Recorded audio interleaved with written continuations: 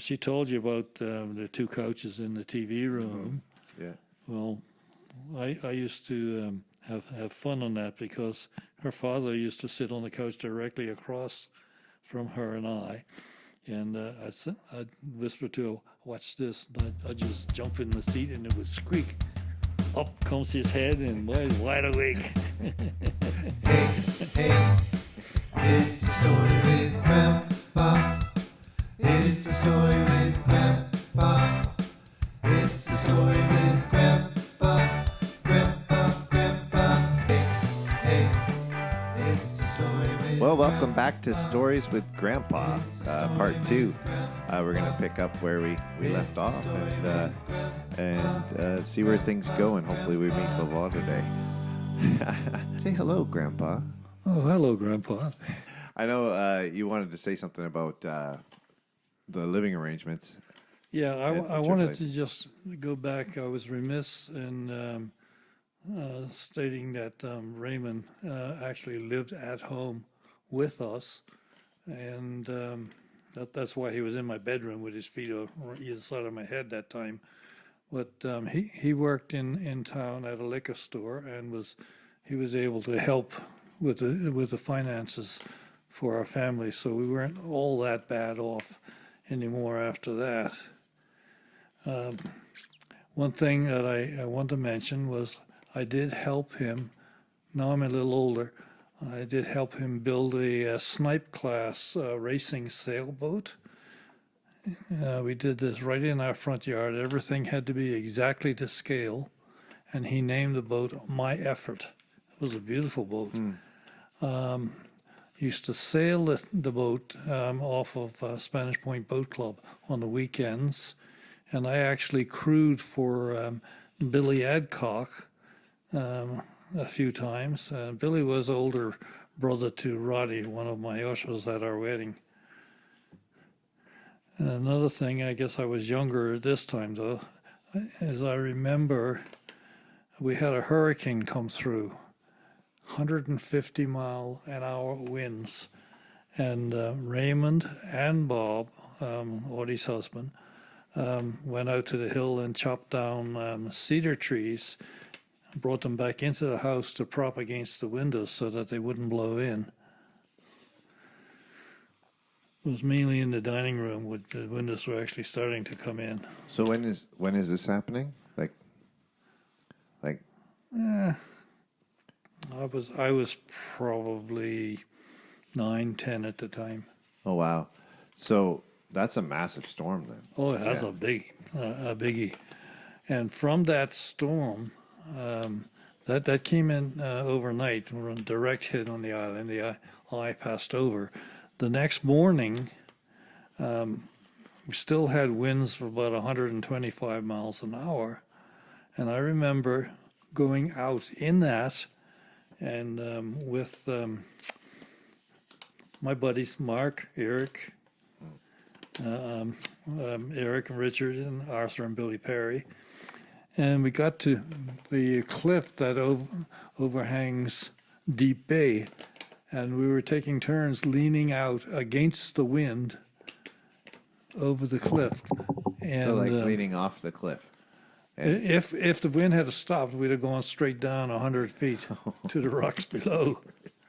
But we must have been nuts to do that. But that was one of the stupid things we did as kids. So you're just all hanging out over the cliff, Yeah, hoping that the wind is going to hold you up. yeah, 125 mile an hour. That's a lot of wind. Yeah. I guess so, but still. Yeah. That's nuts. So we had talked about how life was different after your dad died. You went to see Bob and Audie in Yeah, the U.S. yeah. We still had Raymond at home Yeah. at that time, but So Raymond's helping your mom support the house. Yeah. You're putting in your... yeah, my little Your bit, and of wages. course my brother Louis, who had a grocery store, used to contribute groceries. So now you're back at school then in Back in Bermuda, Delwood. Delwood, yeah. And then, so was that the year you were prefect and mom then came to Levers? Yeah, she actually came. Or was it the year I after? think I would be 13 Oh, okay. by the time she got into Lever's class. Yeah, it's kind of interesting to think that you guys met like after all of this has happened in your life. Well, we met before that, and I have one vivid memory of her. And she was in one of the lower classes, and she used to have this purple dress that was a hand-me-down from one of her cousins in the States. And the big thing about it was the dress was a little bit big on her, but the main thing was it was sweat marks under her armpits. And I said, "Oh, this must be a real woman." Oh my gosh. It was awful. I shouldn't mention that, but Love at first sight. Look at those sweat marks. yeah. But So- she kind of took my eye, and we used to get together during breaks at school, and I used to make a point of. She used to play netball, and I would stand up on a wall or by the wall and just watch her play. But any chance I got to be together and just talk with her was fine. So was that first meeting as she described it with the activities day or the games that day? No, that was much later. We were both in Lever's class at that time, but they used to have the sports day for the school once a year, where all the houses competed. And in my way of talking, then I talk like a Bermudian, so I can understand why she must understand. I said, "Are you going to cheer for me?" Yeah. Yeah. So, but you had noticed her much before that. Oh yeah, absolutely. And but I noticed a lot of other girls too. But it's nice to think that she was the only one all the way through. But I used to play around a little bit. But after that, in Leva's class, we got pretty serious. Yeah. So you were 13 at that time ish. Well, yeah, I was 13 because I had to go back to school for that one more year, which was while I was 13. And so I might have been 12 and a half when she came into Lever's class. We always competed. Yeah. She was smart as a whip. Used to beat me by 1 point in math. I got 99. She gets 100 out of 100. Oh my. Oh boy. But yeah, I don't want to dwell on the sports day too much because it was a bit unfair to the other boys. I was a little bit bigger than everybody, but I was could going to beat ask her. I was going to ask her, how could they let you? You were like the extra year guy. How could they let you compete with all those other kids? Yeah, but the other kids were dumb enough that they were old as I was by the time they got in Lever's class anyway. Okay. So then there was a gap after that where. Well, yeah, she her sister won the scholarship for the Bermuda High School for girls, and then her parents allowed her reluctantly to go to Mount St. Agnes, where they had to pay tuition.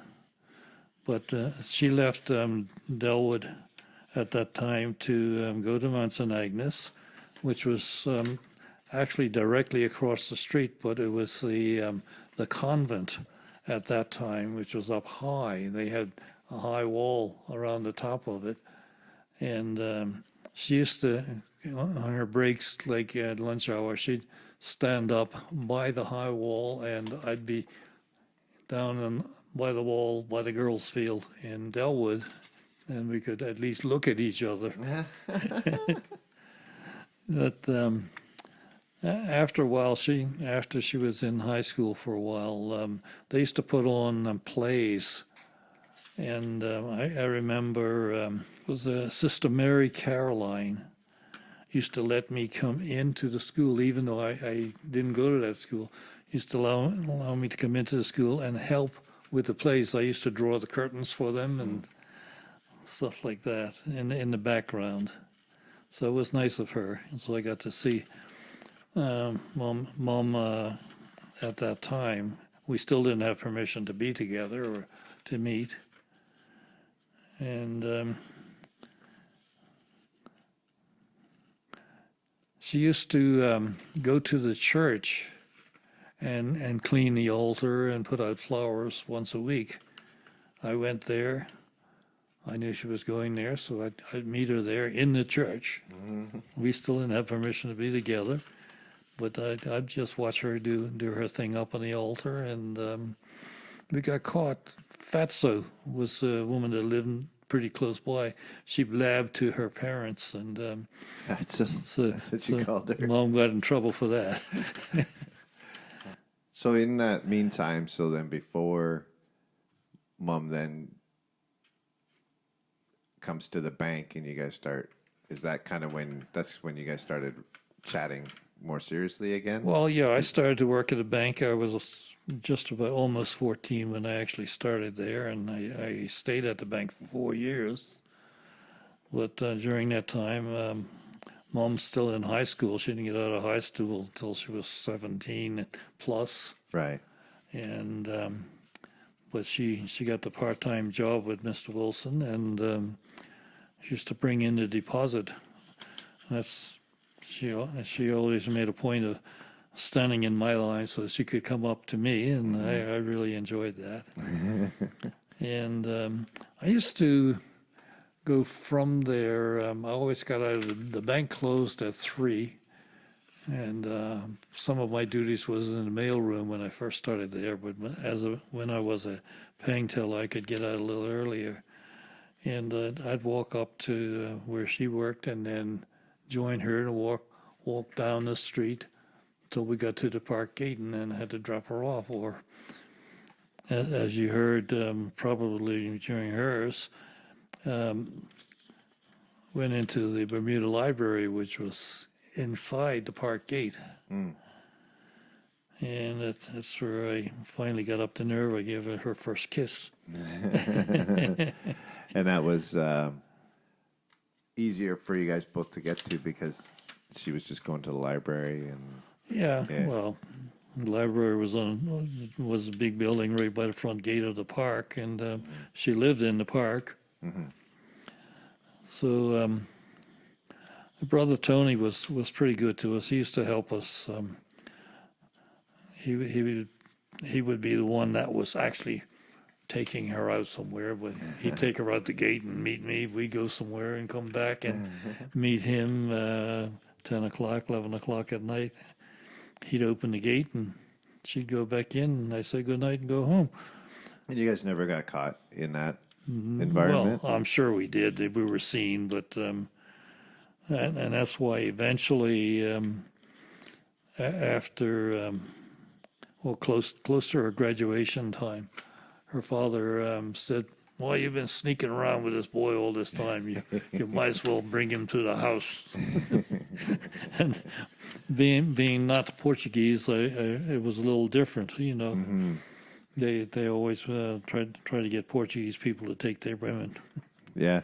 Well, and that was a question I had. I was going to come back to with both of you. Is how did that come about? Because that was a real problem at that time. Where it was, but you think about it, and my parents were quite prejudiced. Yeah. And we ended up, both my brothers and I married Portuguese girls. So all three of us. Oh my. It's just my sister that married the American, Bob. They finally allowed me to come to the house. Well, somebody had to let me in the gate. Most of the time I just jumped the fence, which was about 6 feet. And I had to jump the fence to get out again. But I was, after a while, maybe 6 months or so, visiting the house with Sophie. I was given a key for the front gate. And this was a huge key, heavy, looked like cast iron, 6 inches long. Put it in my pocket and made holes in my pocket. But at least I had the Like key. those- I had the key to get in and out now. Like those great big jailer keys that just Yeah. yeah. Wow, that's a big step. Them giving you a key. Yeah. But she told you about the two couches in the TV room. Yeah.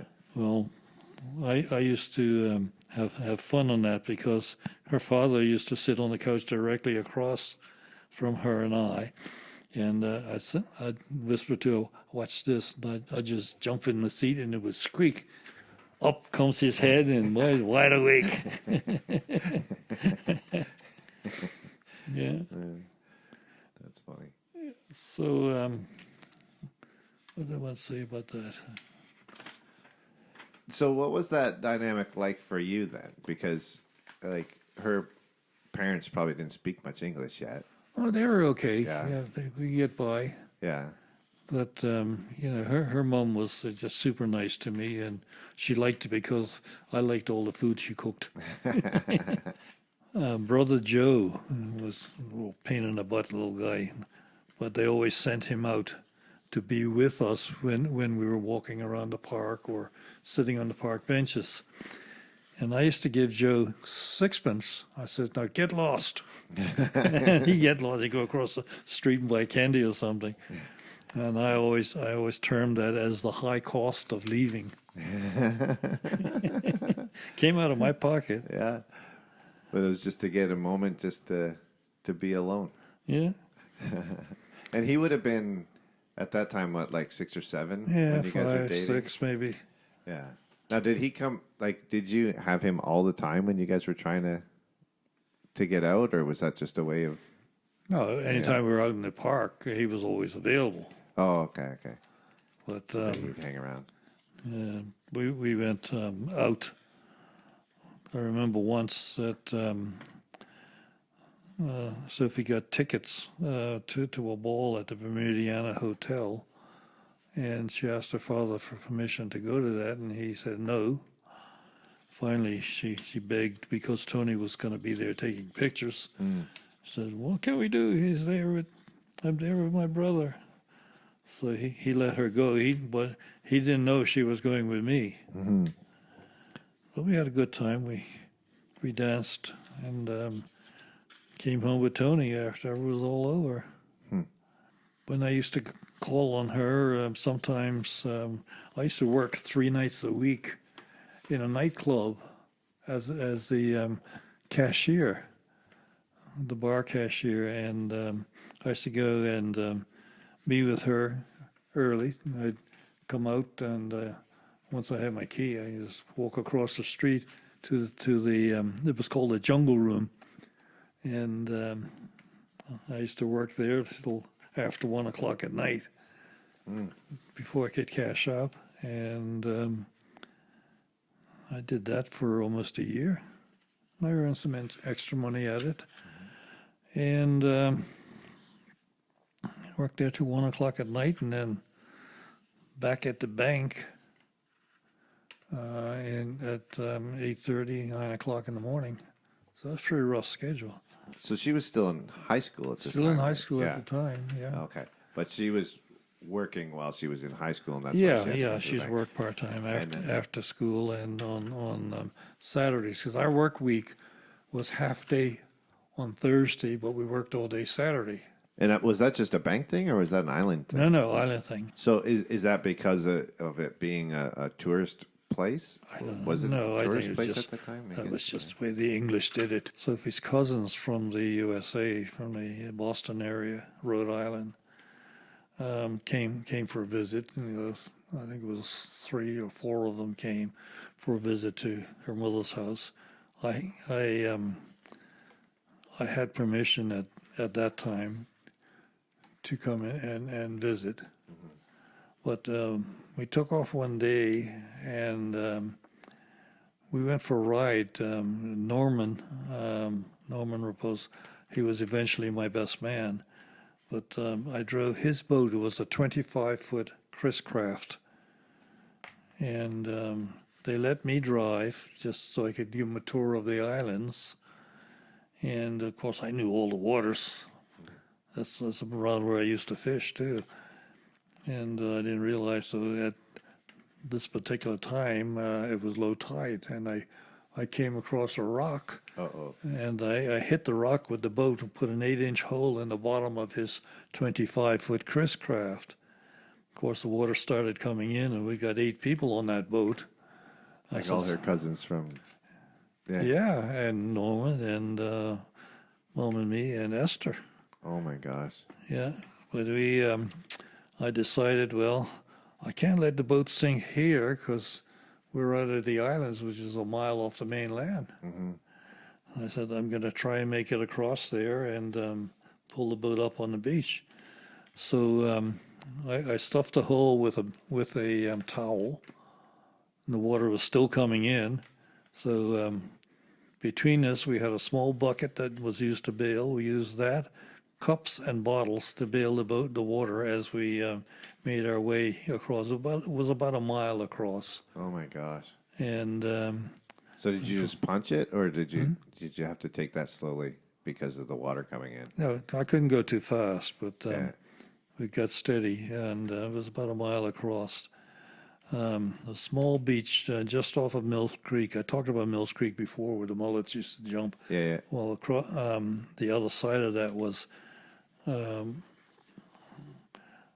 there was a little beach over there, and I decided, well, we're going to try and get the boat up onto the beach.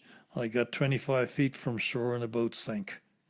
What? It went down. We went down on about well, maybe 6 feet of water by that time. At least you weren't that far at that point. Yeah, so everybody got out. No life jackets, but we all got out Yeah. and got to shore. And I'm a little fuzzy on how we got out of there, but poor Norman, of course, he had to arrange with the insurance company to salvage the boat. Mm-hmm. And I mentioned before, Norman was actually my best man later on when we got married. Another time with those same cousins, we went out and we just wanted to go for a ferry boat ride. We took a ferry boat across the sound and came to Darrell's Wharf, which was actually the first stop for the ferry boat on its way up to Somerset. And they got off. The cousins wanted to go and explore, so Mom and I, Sophie and I, sat on a bench at the wharf, and while the others went exploring, and we learned about canoodling.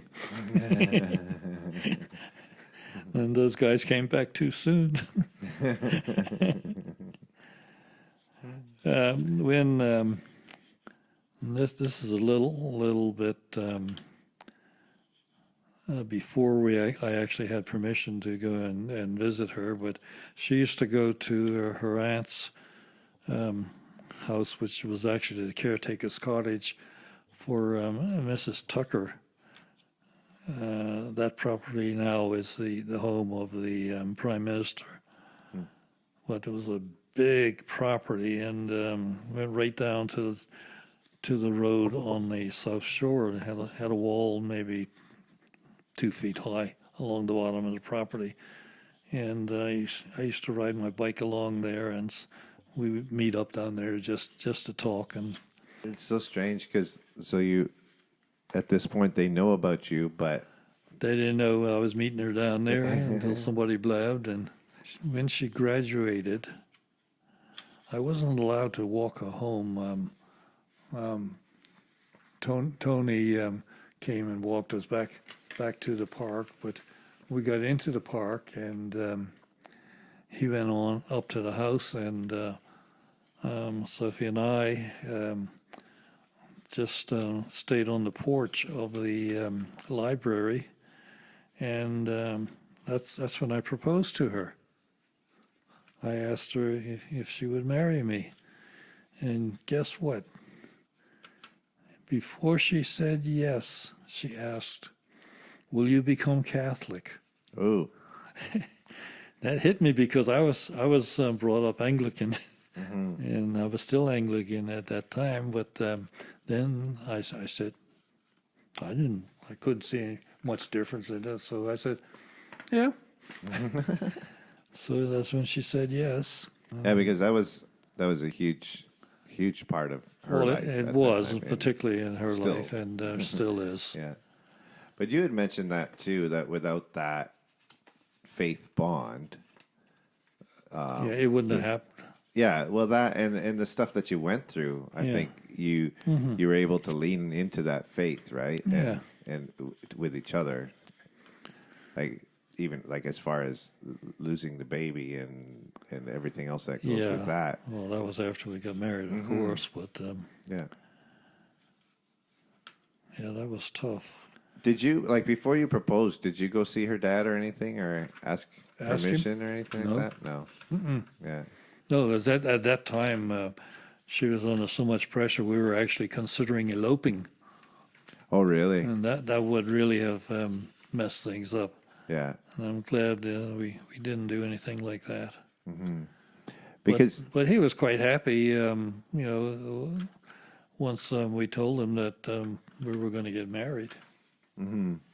But still, she's only 17, so we had to wait a while. right. So I went and I got together with Father Tom Comfort, who gave me instruction in the Catholic faith, and it was very short because a lot of what the Catholics believe is the same as Church of England or the Anglicans believed.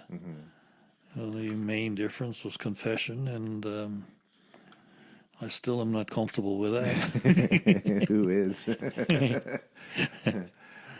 But after that, Is he the one that presided over your wedding too? yes, Yeah. and we met him at a restaurant in downtown Kitchener after we moved to Canada. That was a long time, and he was out of the priesthood by then, but he still remembered us. Well, you guys, I mean, just from us seeing the pictures and stuff, you guys were a glamorous couple. They were like so beautiful, and who wouldn't remember you? But I used to go to mass on Sundays with her family. Papa used to go earlier for some reason, and sometimes he could remember the sermon, sometimes he couldn't. We had our doubts if he actually went. But after mass, we'd all walk back to Parleville, and the tradition then was once we got back to the house, you got a shot of Jesus pee. Yes. It was a very strong liquor. Yeah, Mom was talking about that with in the Azores with Christmas Eve and how the kids were how they would do that on the way back from the church. Everybody. stopped Yeah, it. we used to get. I get introduced to drinking there. So they'd have a shot of Jesus pee, and then we'd share whatever Mama had cooked for lunch. And Yeah. that's when I got into her heart a little bit more, because I always enjoyed anything that she cooked. So then, did you get invited to? Is it Adelaide or Angelina that was doing all Yeah, that? to Angelina. Yeah. Did you get invited to those suppers there? Oh yeah. I used to that go point? on this Sunday afternoons up there. Yeah, yeah. We either walk or we hitch a ride somehow. Uncle Manny used to chauffeur for Mrs. Tucker. He drove an Austin Somerset. And once I turned 18, he took me out twice in that car to teach me how to drive. Oh, wow. And it was after 2 times in the car, I went and got my license. Now, how long would it have been before you could afford a vehicle then?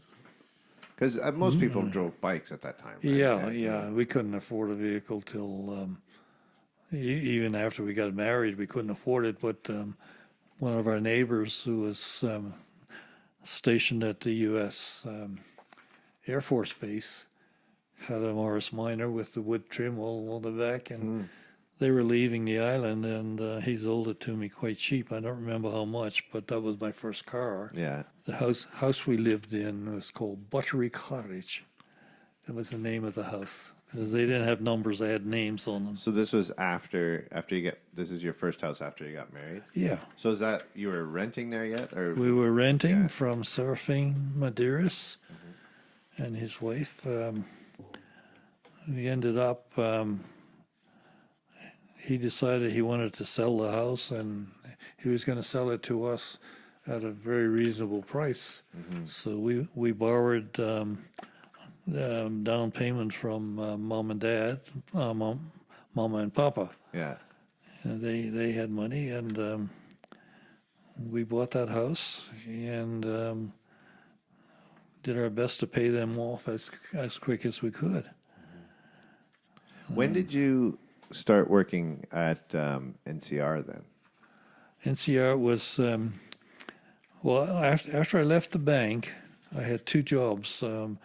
One was at Johnson & Cooper, which was a wholesale commission agent, and I took a job there as a salesman where I had to ride all over the island and drum up business from the different grocery stores. And I didn't like that, so I didn't stay there very long. But I took that job probably because it was right next door to where Mom used to work. No. So I got to see her. So I left there and I went to another wholesale commission agent called Mid-Ocean Traders. They dealt primarily in meat, frozen meats or whatever, and they used to sell again to the grocery stores, but they had 4 big freezers in there, and I was fit as a fiddle at that time, and my job was to keep those freezers in order. And the ships used to come in from Australia once every 3 months, and they'd dump their stuff on the dock, and the delivery truck would pick up, load itself all the way up, come to our door at Mid-Ocean Traders and start unloading onto the concrete. My job was to put it all away in the freezer. Well, but when the boats came in, that was a pretty big job. So I talked to a couple of the guys from the bank, used to work with me, to come in and help me to move it. Of course, they weren't very strong. Yeah. Colin and Roddy. But we finally got the meat away before it thawed out. I was still at that time, I was actually going back to my Delwood High School. Every morning at 6 o'clock in the morning, I'd go there, and the physical education teacher, Doug Jones, used to come out and he'd train with me. I was training to develop more for throwing the javelin. And we'd do a huge run around and a series of exercises, climbing up ropes. And then I actually got to throw once in a while too. But I actually grew out of that field because I used to throw the thing so far. I used to throw it over the wall of the school, and it was a main road out there, so I was afraid I was going to kill somebody. Yeah. So I had to move across the way to a big park. That's where I did my throwing after that. So just to kind of timeline this, you went from Delwood to work at the bank. Yeah. A couple of years? 4 years. 4 years there. So you were still working at the bank when you took these other jobs too then? No. Well, 14 to 17. Yeah. 17 when I started, but So you started training with him when you were 17. yeah. To potentially go further with your javelin. Yeah, because the intention was that I was trained till I was good enough to attend the Empire Games as a competitor. And I was getting close, well over 200 feet at that time. So the Empire Games, is that like Commonwealth Games that we Commonwealth call game. them now? Yeah. Okay. Yeah, and it would be in a different country each You were year. getting close to 200 feet? I was throwing over 200 feet at that time. Wow. And That's this a good is poke. with the men's javelin now, which Yeah. is heavier as well. I set my record when I was 12 with the junior javelin, the light one. Oh, yeah. But when I was 17, there was going to be a competition. Bermuda Local Forces, which was the Bermuda Rifles, the white guys, Bermuda Militia, which were the black guys, the British Army, which was still based there, and the U.S. Air Force. Yeah. And I wanted to throw javelin in that competition, but I couldn't throw unless I belonged to the Bermuda Rifles. Oh. So at 17 years old, they took me on as a boy soldier. Oh, You had to be 18 to become a soldier. but you were still enough that you could compete. Oh, yeah. Yeah. I beat them all. And that was good. During that time, I got special treatment at the Bermuda Rifles. They used to go once a year for 2 weeks training camp, and I was appointed canteen manager for them. So I got my own bed right in the canteen and didn't have to meet their 6 o'clock reveille or anything like that. I got my own food when I felt like it. And but I still had to do the training. I used to train with I was a Bren gun shooter, big heavy machine gun, which I carried the gun, but I had somebody else carry my ammunition. And we had a one time we had what they call it, not a skirmish, a exercise where we Bermuda Rifles would try and beat the British Army that was there. So smart me, I go out with a couple of my buddies carrying our guns and everything. Got around the corner and put our hands up and surrendered. They took us back to the barracks. Everybody else spent the whole night chasing around the countryside. So you did it just to get out of it? Yeah. Oh my God. I didn't really go through all that nonsense.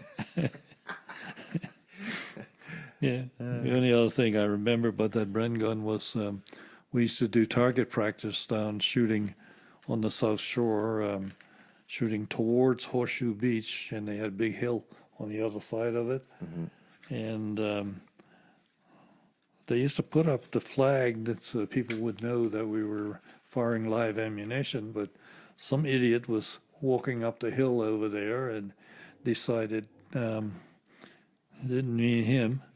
So my sergeant major says, "Give me that gun." He took my Bren gun, laid down on the ground and started firing and tracer bullets and everything, chased him right off the hill. Oh my God. Lucky he didn't kill him. Wow, could you imagine the uproar if you Oh, tried yeah. to do something like that now? But that Wow. guy, that sergeant major, he was a good shot because we used Must to do have been. maneuvers and you used to have to crawl through these ditches, and he was firing shots over the top of us. Oh my. Somebody came up too high, fired right through his canteen. Wow. He got him out of there. And we had an open house, and Sophia came to visit me during open house, and I gave her a tour of the canteen. Her brother Tony brought her up, and that was nice. So you're actually living at this place at this time? For the 2 weeks. Yeah. Oh, it's just like a 2-week. Yeah, 2 weeks. So everybody else was in barracks. I used to play soccer for 2 teams. Often I'd have 2 games on the same day. And I played for the Southampton Juniors under 18 team. And I played for the Spanish Point Boat Club B Division team. Spanish Point Boat Club, we used to do our training at the Spanish Point Boat Club bar. But the juniors, we ended up winning the championship that year. I'd play for 2 teams. I'd ride my bike to the first one. The junior game always started at 1 o'clock in the afternoon. And I'd ride my bike to that field, play the game full. I never substituted. I always played left fullback. And after that game was over, and we usually won those because that was a really good team, I'd cycle to the next field for the second game and play the whole game again. Mm-hmm. So that's how fit I was. I was able to do that. Yeah, because that's a lot of running. Oh, yeah. Yeah. I played, the only other team I played for was the Pick of Bermuda junior team. And I used to compete with Bulldozer. Uh-huh. Bulldozer is William Adair's. We used to compete for the position of left back. So sometimes he got on, sometimes I did. He was a good player. I always considered him a better player than me, but he didn't have the get up and go that I had. So you know, I got my positions there because I had the wherewithal to keep running all the time. Yeah, we have a saying, hard work beats talent when talent doesn't work hard. That's right. So, I got the job at NCR because I knew one of the guys that used to come in from NCR, Bermuda Business Machines, in Sydney. He was an older guy, but he got me in for an interview, and they hired me. I ended up being his boss. at the end, Yeah. yeah. While I was at MOT, I got married. Yeah. Mid-Ocean Traders. Oh, okay. But one of the customers knew that I dabbled in little boats. He asked me to build him a punt, about the same as what I had built before and I talked about. So I built him a punt so he could use that as a tender to go out to his motorboat. Then in my basement, which was actually the garage of the house that we lived in, I built another rowboat. And this one, I didn't like the way it was going, but I had to seal it. I sealed it with molten tar on the inside, just so it wouldn't leak. But wouldn't that be sticky? Yes, what a mess. But I sold that one to a guy called Alan Martin. I'm glad to get rid of it. Because that was the sticky bottom one. Oh, yeah, Yeah. I made a mess. One other I didn't mention was the one that I helped my brother Louis build. We built it in the cellar underneath his store. Unfortunately, we built it big enough he couldn't get it out. We had to knock a window and walls out to get it out. It was an 18-footer with cabin and everything on it. Wow. That's a little bit of an oversight. I think he probably planned it. So he could knock the walls out. Yeah. To back up a little bit, we were planning for our wedding. We sent out in the mail 300 invitations, and we had, I think, just about 500 guests turn up for the reception. Wow. That was the largest bar bill ever at the Spanish Point Boat Club. Holy moly. Not that much, 500. but then it was a lot of money. We had That's a big party. So yeah, we had a live band. It was a Maud Fox trio, just three of them. They played beautiful music. After the reception, Mom and I got our taxi to our home at Buttery Cottage, but we had to wait there because the other people were bringing all the gifts and stuff that was there. So we no. couldn't get on with our wedding night. Poor guy. I tell you, something else. And then at that club, we used to go back. After we got married, we'd go back, and they'd have the occasional dance there. And Amy and Bert Marsh would go with us, and Norman or whoever, and our next door neighbors. And we would have fun there. I remember one night I got there late with Mom and decided to have 3 scotches to catch up. Uh-oh. And I got pissed that night. But Never ends well. I had, at that time, I had a brand new Ford Cortina car, and I knew how to get it in gear, but they wouldn't let me get in the front seat, so I kind of laid on the back floor and coached Bert Marsh to drive my car home for me, all the way home in first gear. Oh my gosh. And that was just over a mile and a half home, but at least we got there. So who would you say would kind of like, if you had to pick like one of your main influences over in your formative years, like as you were growing up, who was your biggest influence? Well, I think Baum's brother Tony. Oh, really? Yeah. Yeah. He touched a lot of people's lives, though, didn't he? Yeah, he was did. An amazing man. So just like as far as like guiding you, I heard he gave you bad intel on what to do when you met Vavo. Yeah, That was all in fun. he was a good guy. Yeah. What was the reasoning for coming to Canada then? The reasoning was that I had a job that I couldn't afford to send all my children away to university, and couldn't afford to continue to live in Bermuda. It was so expensive. You know, I had six boys, a wife, and a mother to support at that time. Right. Father Tony Mancini, who's one of our neighbors now, he told us all about Canada. He was born and raised here, and he said, if you go there, they give you a baby bonus, something for each child to help you to live. I was, oh boy, that'll help. And But back then it wasn't super easy to come either, right? Like you had no, to... we had to have an interview, and we had to fill out all these papers to actually prove that we were able to support ourselves. Yeah. Once we got here, it wasn't something government was just going to take over and help like they do now. Coming to Canada, I knew that NCR was quite prevalent here, and once we made the decision to come, I flew into Toronto and then on to London because I was accompanying a young girl I was bringing up for another family. And once I got to London, I just took a hotel overnight, and then I had rented a car, got in that car and started to drive. I ended up in St. Thomas.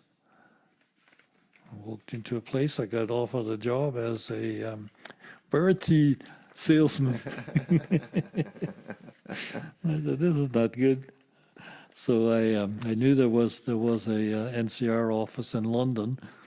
So I called Bert, who was the manager there, and he says, "Well, I can't take you on here, but maybe there's something in Toronto area." I said, "Well, who do I have to talk to?"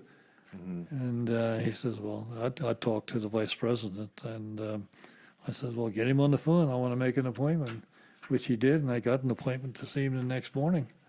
So I drove up, and he said, "Well, funny you should come in. I can offer you a job at the NCR Waterloo, which is a research and development plant. They already have a manager there, but I'm sure he'd take you on with your background experience because I already had computer training, and there wasn't anything I couldn't fix at that time." So I said, "Well, can you set up an appointment for me to see him?" What do you attribute your handiness to? Is it like, did it come from building the boats and just being interested? I don't know. Or, It was nothing I couldn't fix. All the mechanical stuff was easy. When I was in training in Puerto Rico, this was on the huge mechanical proofing and coding machines. It was a machine that the banks used to use to run their checks through, and then it was all mechanical keys. It had a what we called a transverse printer, which is real fine gears, but it could print something 5 feet long if you wanted it to. But while I was in training for that, the training instructor decided it'd be funny. I had my entire machine laid out piece by piece on the workbench in the drawers, so I knew where to put it all. Because I had to pass a course, I had to put it all back together. And he decided he was going to take my desk and tip it up. Oh no! Everything was mixed up, and much to his chagrin, I put it all back together and it worked. Any extra parts? No. Nothing left over. And I did that same kind of job right in the Bank of Bermuda proof room. I would get it one because they had a tendency, if they lacked oil or something, they would a gear would slow down and it would jam or break a gear. And I've called in arc welders to weld a tooth back on a gear, or I've stripped it all the way down, piece by piece, and then put a new gear in and put it all back together and have it work. So, mechanics was my deal. Electronics, to this day, even though I was trained on the biggest computer that they ever made, I consider electronics magic. Kind of got to where everything, and Mom's going to want to tell the story. But this will probably get posted close to her birthday, so I don't know if you have a birthday wish for her while we're on here. Well, what can I say? She's been with me all these years. I can't even remember how many it is anymore. We've got 65, 60, 66 years coming up of marriage. Yeah. And a few years before that. Mm-hmm. So it's close to 70 years. So happy birthday. Aw. Well, we love you, Mom, and I'm sure everybody listening loves you as well. So happy birthday from all of us. So until next time, I guess we can say so long. And you'll probably have my wife Sophia next time. yeah, we'll see. So thanks so much for letting us into your story. And now the family lines converge, and we'll pick that up again probably with Mom next week. And if you ever want to join us, the door's open. So long, everybody. So long. Thanks for listening to Stories with Grandpa. I hope you enjoyed it as much as we enjoyed making it. We will see you in a week or so, probably a little bit delayed as I go away next week. And we'll see you when we get back. Enjoy.